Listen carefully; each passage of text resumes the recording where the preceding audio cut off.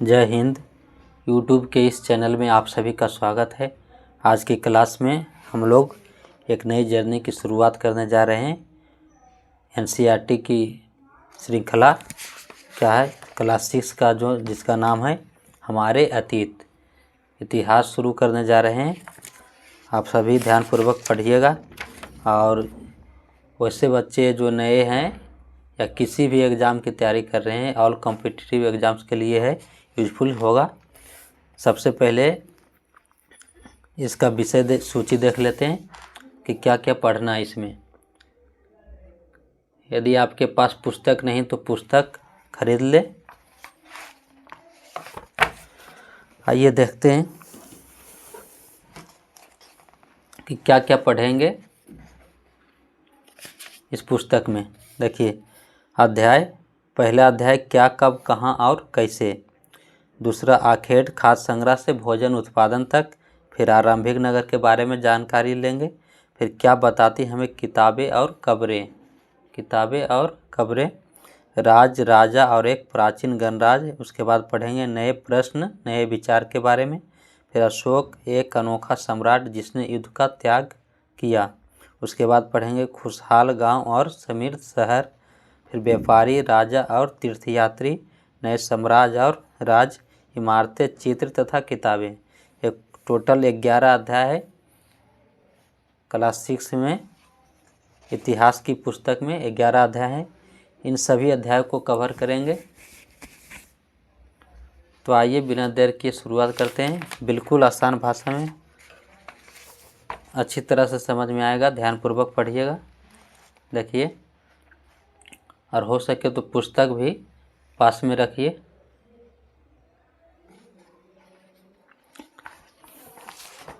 देखिए,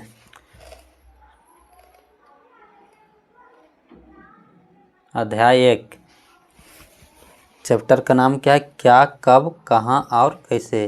क्या, कब, कहाँ और कैसे। तो सबसे पहले एक राशिदा, ये जो है लड़की है, ये सवाल उठाती है। क्या, अखबार पढ़ रही थी। क्या पढ़ रही थी? अखबार। राशिदा नाम की जो लड़की है, ये अखबार पढ़ रही थी। तो राशिदा बैठी अखबार पढ़ रही थी। अचानक उसकी निगाह एक सुर्खी पर पड़ी। सुर्खी मतलब यानी पेपर में जो है, अखबार में कोई हेडलाइंस पे पड़ी उसकी निगाह। और क्या लिखा था वहाँ पे? 100 साल पहले। तो वह सोचने लगी कि 100 साल पहले कोई कैसे जान सकता है। 100 साल पहले लिखा हुआ था। और उसके बाद राशिदा जो थी वह सोचने लगी कि यह कोई कैसे जान सकता है कि इतने वर्षों पहले क्या हुआ था। यानी राशिदा अखबार पढ़ रही थी और उसकी निगाह एक सुर्खी पर पड़ी, 100 साल पहले लिखा हुआ था। तो राशिदा जो है सोचने लगी कि 100 साल पहले जो है कोई कैसे जान सकता है कि क्या हुआ था, या इतने वर्षों पहले क्या हुआ था, कोई कैसे जान सकता है। तो कैसे जाना जा सकता है, इसके बारे में अध्ययन करते हैं कि कैसे जान सकते हैं। देखिए, सबसे पहले जानते हैं कैसे पता लगाएं। तो यह जानने के लिए कि कल क्या हुआ था, आप रेडियो सुन सकते हैं, टेलीविज़न देख सकते हैं, या फिर अखबार पढ़ सकते हैं। यदि आपसे पूछे कि कल क्या हुआ था, तो रेडियो सुन करके बता सकते हैं, या टेलीविज़न देख करके, या अखबार पढ़ करके पता चलता है कि कल क्या हुआ था। साथ ही यह जानने के लिए कि पिछले साल क्या हुआ था, तुम किसी ऐसे व्यक्ति से बात कर सकते हो जिससे उस समय की स्मृति हो। यानी साथ ही यह जानने के लिए कि पिछले साल क्या हुआ था, तो हम पिछले साल के बारे में जानकारी कैसे कर सकते हैं? ऐसे व्यक्ति से बात कर सकते हैं जिसे उस समय की स्मृति हो, मतलब कि यादाश्त। स्मृति मतलब क्या हुआ? यादाश्त। यानी जिसे ऐसा व्यक्ति जो पिछले साल उसे कुछ याद हो, उससे पता लगा सकते हैं कि पिछले साल क्या हुआ था। लेकिन यदि हम बोले कि बहुत पहले क्या हुआ था, तो यह कैसे जाना जा सकता है? बहुत पहले क्या हुआ था या कैसे जान सकते हैं? तो बहुत पहले क्या हुआ था, इसे जानने के लिए हमें अतीत का अध्ययन करना पड़ता है, यानी इतिहास से ही हम लोग जान सकते हैं कि बहुत पहले क्या हुआ था। ठीक। तो क्या जाने हम कि कैसे पता लगाएं। तो कल क्या हुआ था पता करने के लिए रेडियो सुन सकते हैं, अखबार पढ़ सकते हैं, टेलीविज़न देख सकते हैं, लेकिन और पिछले साल क्या हुआ था या 10 साल क्या पहले क्या हुआ था, इससे जानने के लिए जो माता पिता या दादा दादी से भी बात कर सकते हैं, जो उस समय की स्मृति हो, यानी जो यादाश्त हो उनकी, तो बता सकते हैं कि भी पिछले साल क्या हुआ था, 10 साल पहले क्या हुआ था। लेकिन यदि बात करें कि 1000 साल पहले क्या हुआ था, तो यह जानने के लिए हमें किसका अध्ययन करना पड़ेगा, इतिहास। तो इतिहास से ही हमें पता चलता है कि 1000 साल पहले क्या हुआ था, बहुत पहले क्या हुआ था। तो आइए जानते हैं कि अतीत के बारे में हम क्या जान सकते हैं। देखिए, अतीत के बारे में हम क्या जान सकते हैं। तो अतीत के बारे में बहुत कुछ जाना जा सकता है, जैसे लोग क्या खाते थे, यानी अतीत के बारे में क्या जान सकते हैं। यदि हम पूछे कि अभी लोग क्या खाते हैं, तो बोलेंगे गेहूँ, चावल, इस तरह का जितने भी चीज़ें। तो इतिहास में यानी हजारों साल पहले क्या यही सब लोग खाते थे। यदि इतिहास का अध्ययन करते हैं तो पता चलता है कि 1000 साल पहले जो आदि मानव जब खेती करना नहीं जानते थे तो क्या खाते थे, कच्चा मांस ही खाते थे। अग्नि का आविष्कार नहीं हुआ था उस समय, कच्चा मांस ही खाते थे। तो इसकी जानकारी जो है क्या खाते थे, कहाँ से पता चलता है, अतीत के बारे में, अतीत का अध्ययन करने से पता चलता है कि लोग क्या खाते थे, कैसे कपड़े पहनते थे, यानी किस प्रकार से जो है सिलाई, धीरे धीरे कृषि का विकास हुआ, कैसे कैसे धीरे धीरे जो है हम लोग अचानक से तो कपड़ा नहीं पहनने लगे। तो अतीत का अध्ययन से हमें पता चलता है कि लोग क्या खाते थे और कैसे कपड़े पहनते थे और किस तरह के घरों में रहते थे। और इतना ही नहीं, हमें आखेटको यानी कि शिकारी के बारे में, उनका जीवन कैसा था, पशुपालकों, कृषकों, शासकों, व्यापारियों और पुरोहितों, शिल्पकार यानी घड़ा बर्तन आदि बनाने वाले जो लोग होते थे, पुरोहित जो पूजा पाठ कराते थे, व्यापारी और कलाकार, संगीतकारों या फिर वैज्ञानिकों के जीवन के बारे में जो जानकारियाँ हासिल कर सकते हैं। यही नहीं, हम यह भी पता कर सकते हैं कि उस समय के बच्चे जो है कौन से खेल खेलते थे, कौन सी कहानियाँ सुना करते थे, कौन से नाटक देखा करते थे और कौन से गीत गाते थे, इसके बारे में भी जो है हमें पता चलता है। तो अतीत के बारे में हम क्या जान सकते हैं, क्या क्या जान सकते हैं कि लोग क्या खाते थे, कैसे कपड़े पहनते थे, किस तरह के घरों में रहते थे और आखेटक, पशुपालक, कृषक, शासकों, व्यापारियों, पुरोहित, शिल्पकारों, इस सब का जो जीवन किस प्रकार का था, कैसा जीवन था, इसके बारे में जान सकते हैं। और इतना नहीं, कौन से बच्चे जो है कौन से खेल खेलते थे, कौन सी कहानियाँ सुना करते थे, कौन से नाटक देखा करते थे, कौन से गीत गाते थे, इन सभी के बारे में हम जान सकते हैं। कहाँ से, इतिहास से, यानी अतीत से हम लोग इन सब के बारे में जानकारियाँ हासिल कर सकते हैं। अब आइए जानते हैं कि लोग कहाँ रहते थे। लोग जो है सबसे पहले कहाँ रहते थे। देखिए क्या बोल रहा है, मानचित्र 1 पृष्ठ 2 में नर्मदा नदी का पता लगाओ। किसका पता लगाने बोल रहा है, नर्मदा नदी। आइए पता लगाते हैं, सबसे पहले नर्मदा नदी का पता लगाते हैं।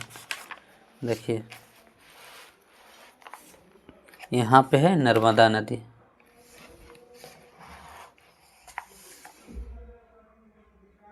देखिए कहाँ, यहाँ,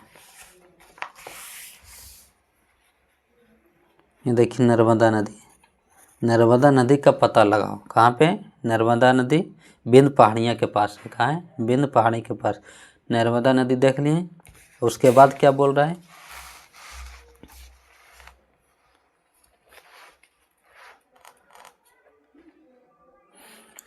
नर्मदा नदी, यही जो है कई लाख वर्ष पहले से लोग इसी नदी के तट पर रह रहे हैं। यानी बहुत वर्ष पहले, कई लाख वर्ष पहले से जो लोग किस नदी के तट पर रह रहे हैं, नर्मदा नदी के तट पर जो रह रहे हैं। यहाँ रहने वाले जो आरंभिक लोगों में से कुछ जो है कुशल संग्राहक थे। यहाँ जो लोग रह रहे थे किस नदी के तट पर, नर्मदा नदी के तट पर जो लोग रह रहे थे उनमें से जो है कुछ लोग क्या थे, कुशल संग्राहक थे। क्या थे, कुशल संग्राहक। तो कुशल संग्राहक का मतलब क्या हुआ, कुशल संग्राहक का मतलब हुआ कि ये जो आसपास के जंगलों की विशाल संपदा से क्या होते थे, परिचित होते थे। कुशल संग्राहक उन्हें बोला जाता था जो आसपास के जंगल के विशाल संपदा यानी संसाधनों से परिचित होते थे कि क्या खाना है क्या नहीं खाना है, इस तरह के। तो ये जो है परिचित तो होते ही थे यानी जानकार, और जड़ों फलों और जंगल के अन्य उत्पादों का संग्रह करते थे, इसलिए क्या बोला गया इसे, संग्राहक।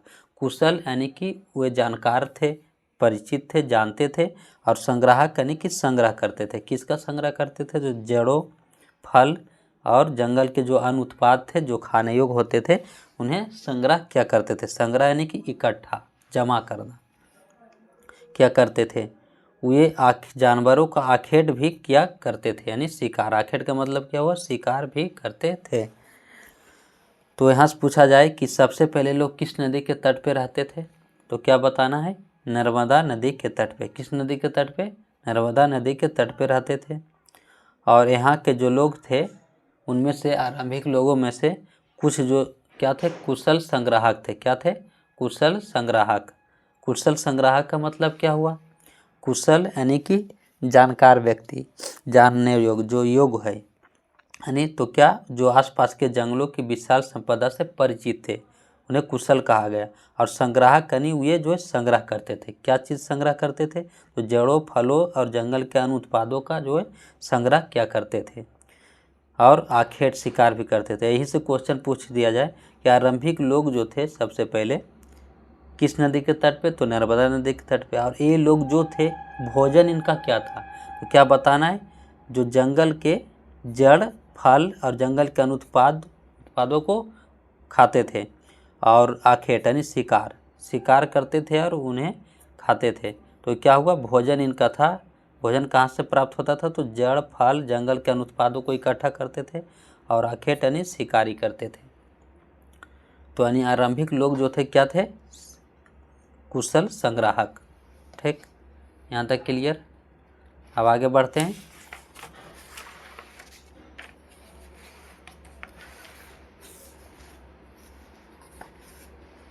अब देखिए क्या बोल रहे हैं, अब तुम उत्तर पश्चिम में सुलेमान और किरथर पहाड़ियों का पता लगाओ। किसका पता लगाना है, सुलेमान और किरथर पहाड़ी। यहाँ देखिए सुलेमान और किरथर पहाड़ियों का पता लगाते हैं। देखिए यहाँ है किरथर पहाड़ी और यहाँ है सुलेमान पहाड़ी। सुलेमान और किरथर पहाड़ियों का पता लगाते हैं। तो नर्मदा नदी के किनारे क्या बोले, आरंभिक लोग थे जो कुशल संग्राहक होते थे और शिकारी करते थे इस तरह का। तो सबसे पहले किस नदी के तट पे जो है, किस नदी के तट पे लोग रहते थे, तो क्या बताना है, नर्मदा नदी के तट पे। अब बोल रहा है कि सुलेमान और किरथर का पता लगा लिए, सुलेमान और किरथर। अब तुम उत्तर पश्चिम में सुलेमान किरथर कहाँ है, उत्तर पश्चिम में। इसी क्षेत्र में क्या बोल रहा है, लगभग 8000 वर्ष पूर्व, देखिए इसी क्षेत्र में कुछ ऐसे स्थान हैं जहाँ लगभग 8000 वर्ष पूर्व, कितना हजार वर्ष, 8000 वर्ष पूर्व स्त्री पुरुषों ने सबसे पहले गेहूं और जौ की खेती करना शुरुआत किया। किसकी, गेहूं और जौ, ये दो याद रखना है। गेहूं और जौ जैसी फसलों को उपजाना न आरंभ किया। तो कितने वर्ष पहले, 8000 वर्ष पहले जो है स्त्री पुरुषों ने सबसे पहले गेहूं जौ जैसी फसलों को उपजाना आरंभ किया। उन्होंने भेड़ बकरी गाय बैल जैसे पशुओं को पालतू बनाना शुरू किया। और किनको पालतू बनाया गया, तो भेड़ बकरी गाय बैल जैसे पशुओं को भी पालतू बनाना शुरू किया। कि कहाँ, किरथर और सुलेमान के क्षेत्र में। कहाँ पे, किरथर और सुलेमान के क्षेत्र में। अब क्या बोल रहा है, और ये लोग जो थे गांव में रहते थे। यहाँ के लोग जो थे यानी किरथर और सुलेमान के लोग जो थे कहाँ पे रहते थे, गांव में रहते थे। देखिए किरथर और सुलेमान, यहाँ के जो लोग थे 8000 वर्ष पहले सबसे पहले क्या उपजाए थे, गेहूं और जौ। क्या उपजाए थे, गेहूँ और जौ, और भेड़ बकरी गाय बैल इन सबको जो है पालतू बनाया था। कहाँ के लोग? किरथर और सुलेमान, यानी इस क्षेत्र, ये क्षेत्र, इस क्षेत्र, दो क्षेत्र के बारे में जान गए। अब बोल रहा है कि उत्तर पूर्व में गारो तथा मध्य भारत में विंध्य पहाड़ियों का पता लगाओ। देखिए, उत्तर पूर्व में गारो तथा मध्य भारत में विंध्य पहाड़ियों का पता लगाओ। तो उत्तर पूर्व में कहाँ है? देखिएगा, उत्तर पूर्व में गारो पहाड़ियाँ, ये है गारो पहाड़ियाँ, और मध्य भारत में विंध्य पहाड़ियाँ, यहाँ पे विंध्य पहाड़ियाँ पता लगा लिए। अब क्या बोल रहा है कि ये कुछ अन्य ऐसे क्षेत्र थे, ये जो है कुछ अन्य ऐसे क्षेत्र थे जहाँ कृषि का विकास हुआ। क्या हुआ? कृषि का विकास। तो गारो पहाड़ियाँ और विंध्य पहाड़ियाँ, ये दोनों क्षेत्र पे किसका विकास हुआ? कृषि का विकास हुआ। जहाँ सबसे पहले चावल उपजाया गया वे स्थान विंध्य के उत्तर में स्थित थे। यानी जहाँ सबसे पहले चावल उपजाया गया वो स्थान कहाँ पे था? विंध्य के उत्तर में, यानी कि इधर विंध्य के उत्तर में स्थित थे। यहाँ से जो है चावल उपजाया गया विंध्य के उत्तर में। तो क्या बोल रहे? ये दोनों स्थान गारो और विंध्य पहाड़ियाँ, ये दोनों जगह पे किसका विकास हुआ? कृषि का विकास हुआ। और जहाँ सबसे पहले चावल उपजाया गया वे स्थान कहाँ पे थे? तो विंध्य के उत्तर में, यानी कोल्डिहवा। कोल्डिहवा एक स्थान है, यहीं से जो सबसे पहले चावल का साक्ष मिला। थोड़ा बहुत हल्ला शोर शराबा चला जाता होगा, पढ़ाई पे फोकस कीजिएगा। देखिए क्या बताएं कि ये दो स्थान जो है गारो और विंध्य पहाड़ियाँ, ये दोनों जगह पे क्या कृषि का विकास हुआ। और चावल कहाँ उपजाया गया था? तो विंध्य के उत्तर में एक क्षेत्र है कोल्डिहवा, यहाँ से जो सबसे पहले चावल का साक्ष मिलता है। अब आगे बढ़ते हैं। क्या बोल रहे? मानचित्र पर सिंधु तथा इसकी सहायक नदियों का पता लगाओ। अब सिंधु और सहायक नदियों का पता लगाने बोल रहा है। देखिए, सिंधु और इसकी सहायक नदियों, देखिए यहाँ पे सिंधु और सहायक नदियाँ कौन कौन है? झेलम, चेनाब, रावी, सतलज, ब्यास। 5 सहायक नदियाँ। सिंधु की कितनी सहायक नदियाँ? 5। झेलम, चेनाब, रावी, सतलज और ब्यास, 5 सहायक नदियाँ पता लगा लिए। तो ये इस क्षेत्र का बात कर रहा है। कौन क्षेत्र? सिंधु और उसकी सहायक नदियों।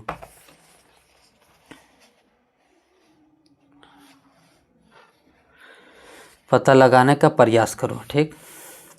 लगभग सहायक नदियाँ किन्हें बोलते हैं? तो सहायक नदियाँ उन्हें कहते हैं जो एक बड़ी नदी में मिल जाती है। यानी एक बड़ी नदी में जो नदी जाकर मिल जाती है उसे क्या बोलते हैं? सहायक नदी। तो लगभग यहीं जो है सिंधु नदी के किनारे ही लगभग 4700 वर्ष पूर्व, कितने वर्ष पूर्व? 4700 वर्ष पूर्व जो है इन्हीं नदियों के किनारे कुछ आरंभिक नगर जो है फले फूले। किसका विकास हो रहा है? नगर का। जो यहीं इसी क्षेत्र में जो है सबसे आरंभिक नगर फले फूले। तो पूछा जाएगा कि आरंभिक नगर का प्रमाण किन नदियों के किनारे प्राप्त हुआ सबसे पहले? क्या बताना? सिंधु नदी या उसकी सहायक नदियों के किनारे जो है सबसे पहले आरंभिक नगर का प्रमाण मिलता है। तो 4700 वर्ष पूर्व इन्हीं नदियों के किनारे कुछ आरंभिक नगर फले फूले। गंगा व इनकी सहायक नदियों के किनारे तथा समुद्र तटवर्ती इलाकों में नगरों का विकास लगभग 2500 वर्ष पूर्व हुआ।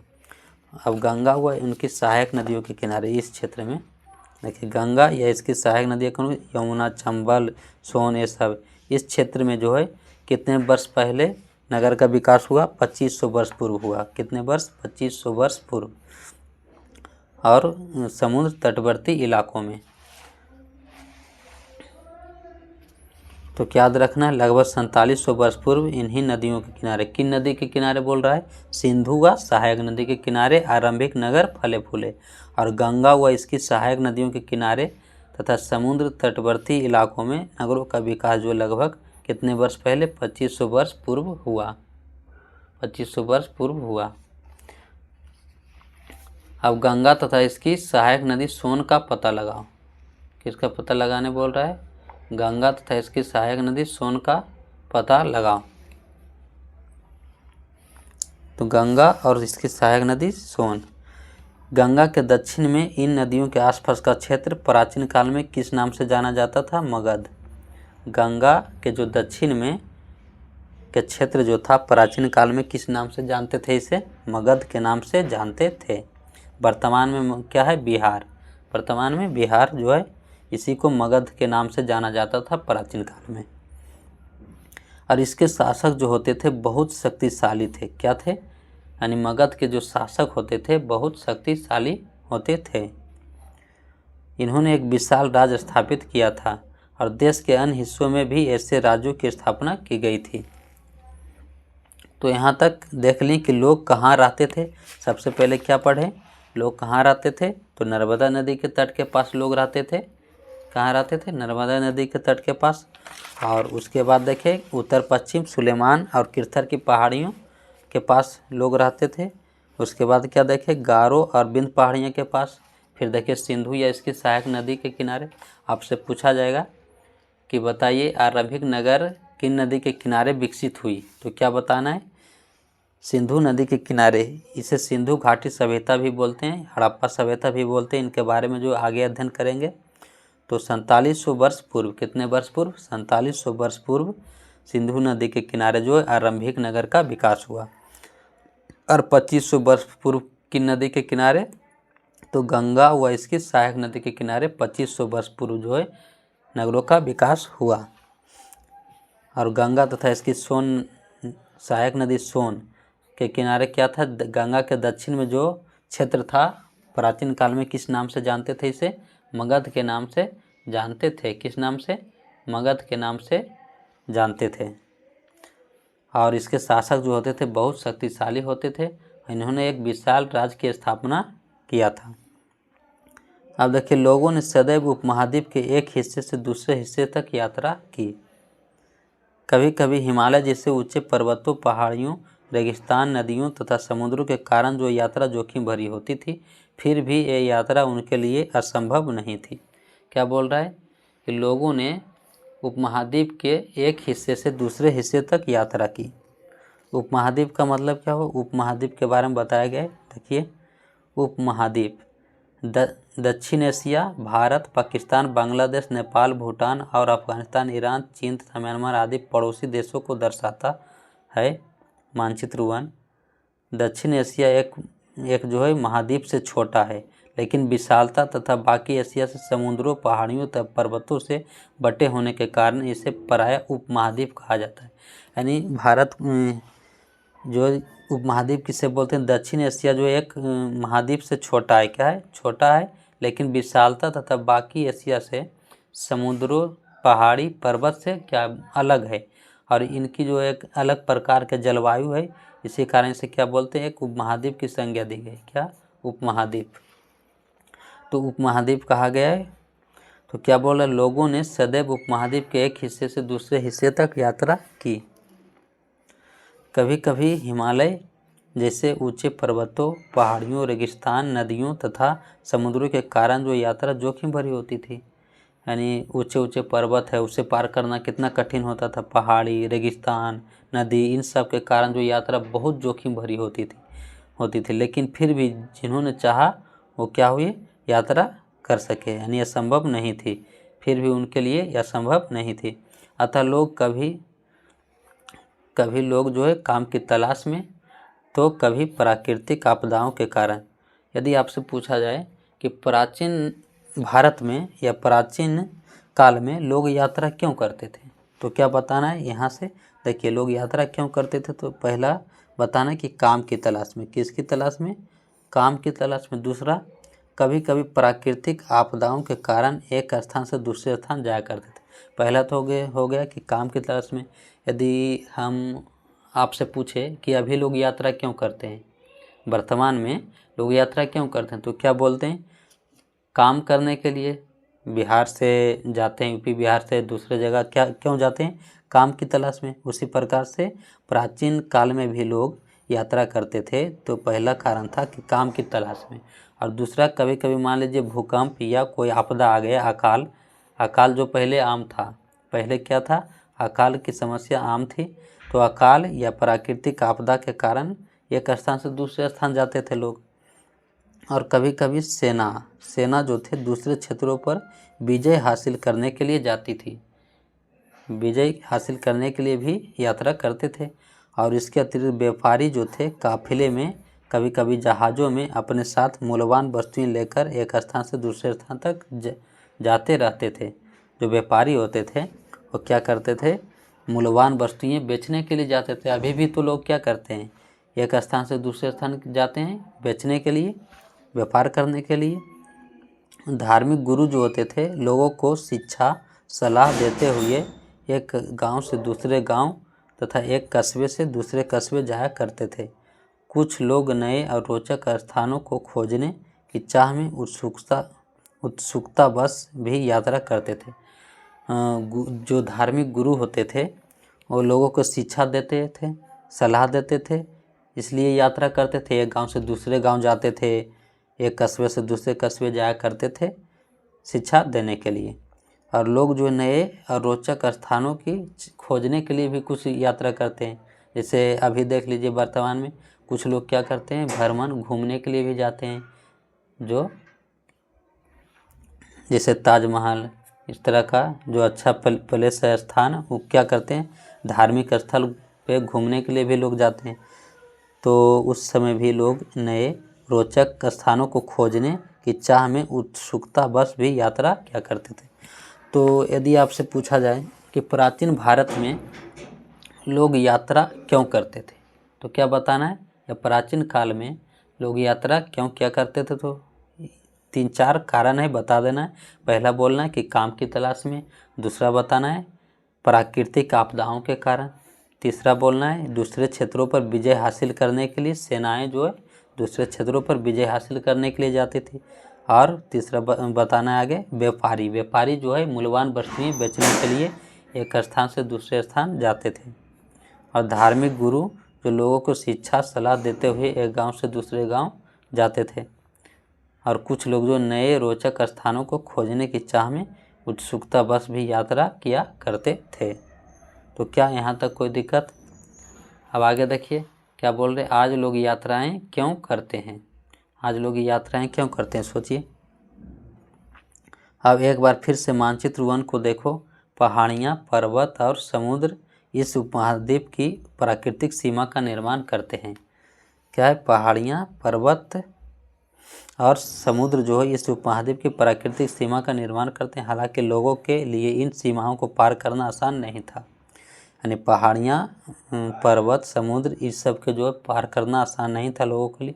लेकिन जिन्होंने ऐसा चाहा वे ऐसा कर सके, वे पर्वतों की ऊंचाई को छू सके तथा गहरे समुद्रों को पार कर सके। उपमहाद्वीप के बाहर से भी कुछ लोग यहाँ आए और यहीं बस गए, यानी जितने भी लोग आए उपमहाद्वीप के इससे बाहर से भी लोग आए और यहीं पे आकर के बस गए भारत में ही। इससे क्या हुआ कि इस आवागमन से एक हमारी सांस्कृतिक परंपराओं को समृद्ध, यानी लोगों के विचार का आदान प्रदान हुआ और एक समृद्ध सांस्कृतिक परंपरा जो विकसित हुई।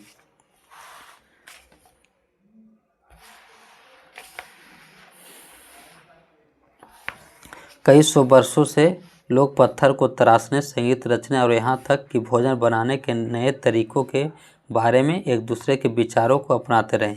देखा जाए तो बहुत पहले से कई सौ वर्षों से जो है लोग पत्थर को तराशने यानी आकार देने, पत्थर से क्या बनाते थे, औजार बनाते थे उस समय, और संगीत रचने और यहाँ तक कि भोजन बनाने के नए नए तरीकों को एक दूसरे से सीखते थे और विचार को आदान प्रदान। इससे क्या हुआ, एक नई अलग प्रकार की जो है संस्कृति विकसित हुई।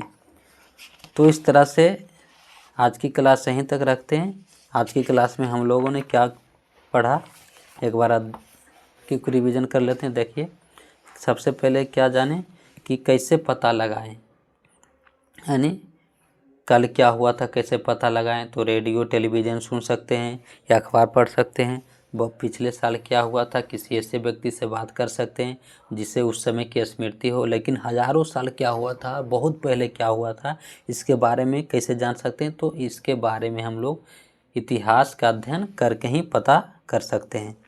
तो अतीत के बारे में हम क्या जान सकते हैं, तो क्या बोले, लोग क्या खाते थे, कैसे कपड़े पहनते थे, किस तरह के घरों में रहते थे और इतना ही नहीं, शिकारियों का जीवन कैसा होता था, पशुपालक का जीवन कैसा होता था, कृषक, शासकों, व्यापारी, पुरोहित, शिल्पकार, कलाकारों, संगीतकारों, इन सब का जो जीवन कैसा होता था उसके बारे में भी जानकारियाँ हासिल कर सकते हैं। कहाँ से? अतीत से।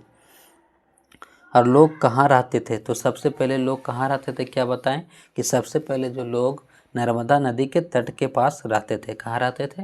नर्मदा नदी के तट के पास रहते थे। और यहीं के लोग जो थे कुशल संग्राहक कहलाते थे। क्या कहलाते थे? आरंभिक लोगों में से कुछ जो थे कुशल संग्राहक थे। कुशल यानी कि ये लोग योग्य थे, जंगलों की विशाल संपदा से परिचित होते थे और संग्रह क्या करते थे, इकट्ठा क्या करते थे। क्या इकट्ठा करते थे? जड़ों, फलों और जंगल के जितने भी उत्पाद, अनुत्पाद जो खाने योग्य होते थे उसको क्या करते थे? इकट्ठा करते थे और शिकार भी करते थे। उसके बाद हम लोगों ने क्या पढ़ा कि उत्तर पश्चिम में सुलेमान और किरथर पहाड़ी के पता लगाओ। किरथर और सुलेमान पहाड़ी, इन्हीं के जो है किरथर और सुलेमान पहाड़ी, ये दोनों क्षेत्र के आसपास जो है क्या, सबसे पहले 8000 वर्ष पहले गेहूं और जौ की खेती करना की शुरुआत होती है। किसकी शुरुआत होती है? गेहूं और जौ की खेती, यहीं पे शुरुआत होती है। और लोग जो भेड़, बकरी, गाय, बैल इस सबको जो है पालतू बनाना प्रारंभ किया। और उत्तर पूर्व में गारो, देखिए गारो और विंध्य पहाड़ी, ये दोनों क्षेत्र में कृषि का विकास होता है। और जो चावल की खेती के साथ कहाँ से मिलता है? चावल का प्रमाण सबसे पहले विंध्य के उत्तर में, विंध्य के उत्तर में यहाँ से जो है चावल का उपजाया जाता था, प्रमाण मिलता है। कहाँ? और स्थान कौन सा है? तो कोल्डिहवा, याद रखना है कोल्डिहवा, इस तरह से। और उसके बाद क्या बोले? सिंधु और सहायक नदी, सिंधु या सहायक नदी के किनारे आरंभिक नगर जो है फले फूले। कितना वर्ष पहले? तो 4700 वर्ष पहले। कितना वर्ष पहले? 4700 वर्ष पहले। और गंगा व उसकी सहायक नदियों के किनारे 2500 वर्ष पूर्व जो है नगर का विकास हुआ, नगरों का विकास हुआ। और गंगा तथा इसकी सोन नदी के जो है दक्षिण में, गंगा के दक्षिण में जो आसपास का क्षेत्र था क्या कहलाता था प्राचीन काल में? मगध। और मगध के जो शासक थे बहुत शक्तिशाली होते थे, इन्होंने विशाल राज्य स्थापित किया था, विशाल राज्य जो है स्थापित किया था। और क्या बोले? प्राचीन काल में जो लोग यात्राएं क्यों करते थे? तो क्यों करते थे? तो काम की तलाश में, आप प्राकृतिक आपदा आ जाए इसके कारण भी लोग एक जगह से दूसरी जगह जाया करते थे और विजय हासिल करने के लिए। और व्यापारी जो थे मूल्यवान वस्तुओं को यानी बेचने के लिए भी जाते थे। और गुरु जो थे, धार्मिक गुरु, शिक्षा सलाह देते हुए एक गांव से दूसरे गांव या एक कस्बे से दूसरे कस्बे जाया करते थे। ठीक, तो आशा करते हैं कि आपको क्लास अच्छा लगा होगा। यदि आपको क्लास अच्छा लग रहा है तो कमेंट बॉक्स में ज़रूर बताएं, अपना फीडबैक ज़रूर दें और दोस्तों को भी बताएं। यह क्लास जो है जितने भी कम्पिटिटिव एग्ज़ाम्स है, चाहे वो यूपीएससी हो, बीपीएससी, या जो उससे बच्चे जो बेसिक से पढ़ना चाहते हैं यानी आधार को मजबूत करना चाहते हैं उनके लिए यूजफुल है। ठीक है, तो आज की क्लास यहीं तक रखते हैं। अब कल की क्लास में पढ़ेंगे देश के नाम, अतीत के बारे में कैसे जानें, तिथियों का मतलब। ठीक, अपना ख्याल रखें, धन्यवाद।